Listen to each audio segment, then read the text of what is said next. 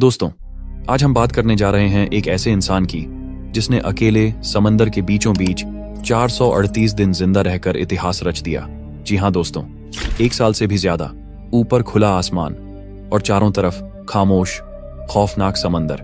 ना कोई किनारा, ना कोई मदद, बस एक टूटी फूटी नाव और हर ओर मंडराती मौत की परछाई। सिर्फ एक दिन के लिए मछली पकड़ने निकला था, लेकिन समंदर ने उसे 438 दिनों तक अपनी कैद में रख लिया। ना खाना था, ना पानी, ना कोई छत और ना कोई इंसान। जीने की उम्मीद शून्य, मरने की गारंटी 100%। उस नाव में 2 लोग थे। 4 महीने के अंदर एक ने दम तोड़ दिया, लेकिन दूसरा, उसने मौत को धक्का दिया और जिंदगी की दहलीज तक लौट आया। दोस्तों, इस व्यक्ति ने किस तरीके से इतना दिन तक खुद को जिंदा रखा, जानकर आप लोगों के रोंगटे खड़े हो जाएंगे। लेकिन दोस्तों, वीडियो को शुरू करने से पहले चैनल को सब्सक्राइब जरूर करें, जो कि सब्सक्राइब बटन आपके लिए बिल्कुल फ्री होता है, लेकिन उसी से ही हमें बहुत मदद मिलती है। तो चलिए वीडियो को करते हैं स्टार्ट। साल था 2012, तारीख थी 18 नवंबर। मैक्सिको के दक्षिणी तट पर बसे एक छोटे से कस्बे पिजिजापान की सुबह शांत और सामान्य थी। सूरज धीरे धीरे समुद्र की सतह से ऊपर उठ रहा था और समंदर शांत दिखाई दे रहा था। जॉश अल्वारेंगा 36 वर्ष मैक्सिको के इसी कस्बे में अपनी छोटी बेटी के साथ रहता था। वह और उसका साथी एजिकियल कोर्दोबा 22 वर्ष, ये दोनों पेशेवर मछुआरे थे। जॉश को मछली पकड़ने में सालों का अनुभव था, लेकिन एजिकियल उतना माहिर नहीं था। वो हाल ही में इस काम में जॉश के साथ जुड़ा था। इनका काम मछली पकड़ना और उन्हें बाजार में बेचकर मुनाफा कमाना था। पिछले कुछ दिनों से उन्हें मछलियों की अच्छी कीमत मिल रही थी, लेकिन ज्यादा पकड़ नहीं पा रहे थे। इसलिए इस बार उन्होंने तय किया कि वे थोड़ी दूर समुद्र के अंदर तक जाएंगे, जहां बड़े आकार की मछलियां मिलती थीं, जिन्हें अच्छे दामों में बेचा जा सकता था।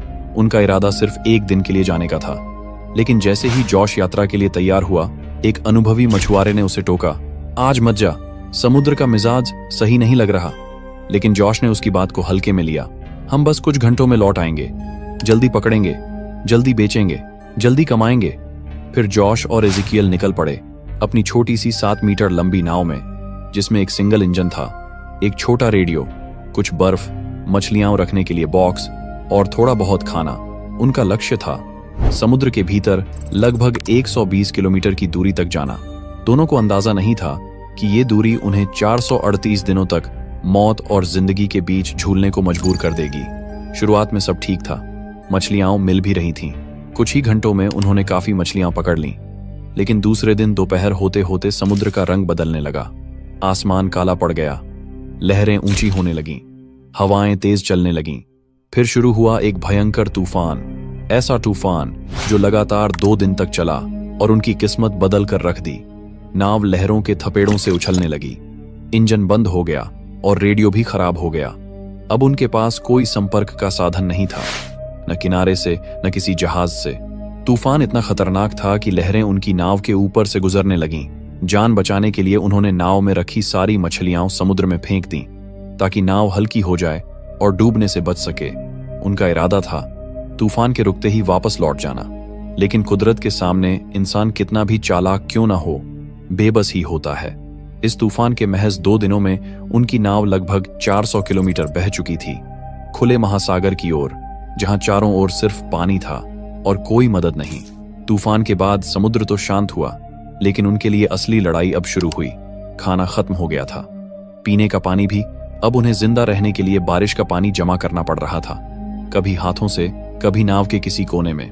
भूख मिटाने के लिए उन्हें समंदर में तैरते पक्षियों को पकड़ना पड़ा, कछुओं को, और कभी कभी मछलियां भी, जिन्हें वो कच्चा खाते थे। जॉश के पास अनुभव था, लेकिन एजिकियल का शरीर धीरे धीरे थकने लगा था। वो बहुत जवान था, लेकिन मानसिक और शारीरिक रूप से इतनी बड़ी लड़ाई के लिए तैयार नहीं था। फिर भी 4 महीनों तक वो जॉश के साथ हर रोज जूझता रहा, भूखा रहा, धूप में जला, तूफानों से लड़ा, उम्मीद में जिंदा रहा। लेकिन चौथे महीने के बाद उसका शरीर हार मान गया। उसे बार बार बीमारियां घेरने लगीं और धीरे धीरे वो बोलना भी बंद करने लगा। जॉश ने हर कोशिश की कि उसका साथी जिंदा रहे, लेकिन इस समुद्र में कोई डॉक्टर नहीं था, कोई दवा नहीं थी और कोई राह भी नहीं। फिर एक दिन एजिकियल हमेशा के लिए शांत हो गया।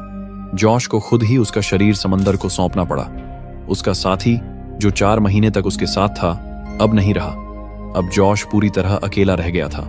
जॉश नहीं जानता था कि उसके सामने अब और 9 महीने बाकी हैं। जहां न कोई किनारा होगा, न कोई रास्ता, न कोई आवाज, सिर्फ एक नाव, लहरें, धूप और उसकी जिंदा रहने की जिद। जॉश अब बिल्कुल अकेला था, एक ऐसी नाव में फंसा हुआ जो न तो किनारे जानती थी न ही दिशा, और उसके चारों तरफ फैला हुआ था मौत से भी ज्यादा खामोश नीला अथाह समंदर। वो समंदर जो सिर्फ गहराई नहीं था, वो एक शिकारी था जो उसकी हर सांस पर निगाह रखे बैठा था। न कोई आवाज, न कोई इंसानी चेहरा, न कोई उम्मीद, सिर्फ लहरें थीं, ठंडी, बेरहम और उसे निगल जाने को बेताब। वक्त जैसे रुक गया था। हर दिन, हर पल जॉश को यह एहसास कराता था कि ये जंग सिर्फ भूख और प्यास की नहीं है, ये जंग थी उसके अंदर छिपे इंसान के अस्तित्व की। समंदर उसका शरीर नहीं, उसकी आत्मा तक चूस लेना चाहता था। हर सुबह वो उठता तो लगता आज शायद आखिरी दिन है, और हर रात वो आसमान को देखकर सोचता क्या ये आखिरी रात है मेरी। लेकिन जब हर उम्मीद टूट रही थी, तब एक चीज उसे हर दिन जिंदा रखी थी, उसकी बेटी की हंसी, उसकी आंखें, उसकी मासूम आवाज। जब जोश की आत्मा थकने लगती थी, तब वो यादें उसे थाम लेती थीं, उसे कहती थीं तू हार नहीं सकता, तुझे जीना है मेरे लिए। दिन की आग जैसी धूप में उसका बदन जलता था, और रात की हड्डियां जमा देने वाली हवा में उसकी रगें जमने लगती थीं। खाने के नाम पर कुछ नहीं, पीने के लिए सिर्फ बदबूदार पानी, और साथ में एक खामोशी जो पागल कर देने वाली थी। जॉश कभी कभी खुद से बातें करता, खुद को जवाब देता, क्योंकि अब वो भूलने लगा था कि असली आवाज कैसी होती है। 6 महीने बीत चुके थे, और फिर एक दिन दोपहर की तपती धूप में जब जॉश की आंखें सूरज की चमक में जल रही थीं, तब उसे दूर क्षितिज पर एक विशालकाय जहाज दिखाई दिया। उसका दिल धड़कने लगा जैसे उसमें फिर से जान आ गई हो। उसने अपने कपड़े हवा में लहराए, नाव को हिलाया, चीखा, चिल्लाया, जैसे पूरा समंदर उसकी आवाज से गूंजने लगा हो। लेकिन हकीकत उतनी ही बेरहम थी जितना ये समंदर। जहाज ने उसे देखा तक नहीं। उसकी छोटी सी नाव उस नीले सागर के महासंग्राम में एक धब्बे से ज्यादा कुछ नहीं थी। कुछ ही मिनटों में वो जहाज ओझल हो गया, और साथ ही ओझल हो गई जॉश की वो आखिरी उम्मीद। जॉश अब एक टूटा हुआ इंसान था, ऐसा इंसान जो सवाल करता था क्या मैं अब कभी किसी को देख पाऊंगा। वो आसमान की ओर देखता, पर वहां सिर्फ खामोशी थी, सिर्फ लहरों की बेरहम हंसी और एक अकेली रूह की सिसकियां। 11 महीने बीत चुके थे। अब उसकी नाव लगभग 8000 किलोमीटर दूर अज्ञात महासागर में भटक रही थी। वो समंदर जिसे दुनिया के नक्शों में कोई नाम नहीं मिला, और जॉश जिसका अब चेहरा पहचानने लायक भी नहीं रहा। उसकी आंखें धंस गई थीं, गाल सूख गए थे, होंठ फटे हुए थे, और त्वचा ऐसी जैसे आग में तपी हो।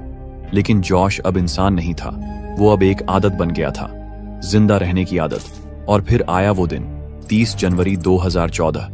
वो दिन जब किस्मत ने दरवाजा नहीं, एक दरार दी। लेकिन जॉश ने उसी दरार में से जिंदगी खोज निकाली। पानी में कुछ अजीब तैरता नजर आया, सूखे नारियल, और जॉश ने एक झटके में समझ लिया जमीन पास है। उसके जिस्म में जहां जान बाकी नहीं थी, वहां एक तूफान उठा।